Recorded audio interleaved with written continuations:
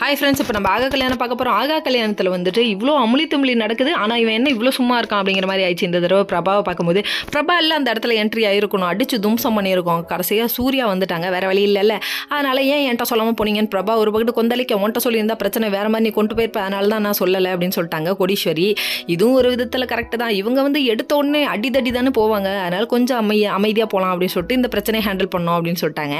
இதெல்லாம் நடந்து முடிஞ்சதுக்கப்புறம் விஜய் ஏன் கால் பண்ணி ஒரு வார்த்தை கூட கேட்கலையன்ற காண்டு வேற. விஜய் மேலே லவ் இருக்க மாதிரியே இவங்க ஒரு பக்கத்து பண்ணுறாங்க.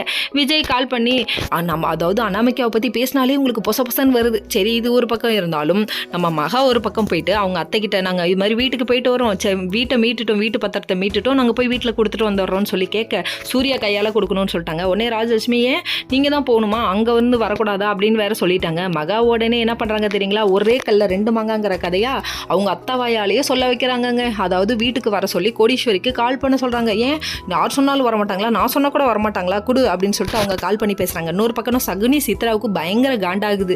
அதாவது அவங்க ஆல்ரெடி கௌதமை வந்து பிடிச்சி விளாசுன்னு விளாசிட்டாங்க. ஒன்றுத்துக்கும் லாக் இல்லை. ஐஸ்வர்யாவை போட்டு தள்ளுறதுக்கு இவன்ட்டே ஐடியா கொடுப்பா, இவன் பாரு கடத்தி கொண்டு போய் கல்யாணம் பண்ணுற லெவலுக்கு போயிட்டான் அப்படின்னு ஒரு பக்கத்து அடித்து துக்கத்தில் கொண்டு வந்து உட்கார வச்சிருக்காங்க. இதெல்லாம் பார்க்கும்போது ஐயோ இவ ஏற்கனவே மகா அவளுக்கு ஏற்ற மாதிரி பிளான் பண்ணி காயினா தரா, இது ஒரு முட்டாளாக இருக்குது அப்படின்னு ராஜலட்சுமி திட்டுறாங்க. ஓகே ஃப்ரெண்ட்ஸ், நெக்ஸ்ட் வீடியோவில் பார்ப்போம். பாய்.